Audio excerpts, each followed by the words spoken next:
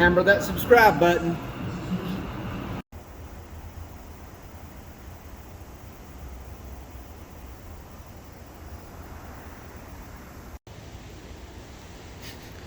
Okay, well, we have ran into something on the bodywork on the Impala SS that we originally did not figure in the estimate. Originally, I'd figured about 10 hours of body labor on this vehicle, thinking that it didn't really need that much body work because overall the body on this car is excellent. So we did go over this quarter panel and grind some old body work out and go over and do that again, as well as down in the bottoms of the doors on this side. We're taking the body work back out and getting it down, making sure, that everything is the way it needs to be.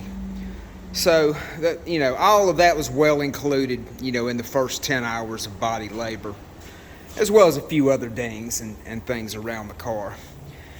But after getting it up and taking a closer look, we had initially saw that this door gap looked a little bit tight on here.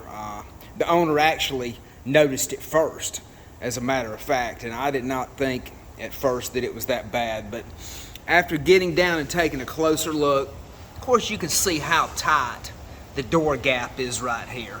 I mean, it is just about rubbing right there. And so what has caused this is up underneath the bottom. I don't know what they've hit, and it is on both sides like this. This is the worst side, but the driver's side is almost as bad as this one. And so they have ran up over a curb or something like that, or maybe some jackass threw a jack under here and jacked this up, because this tab, kind of the structure behind the fender, this tab is bent back and this is really pushed up. So this is going to take a little bit more than just your average filler work.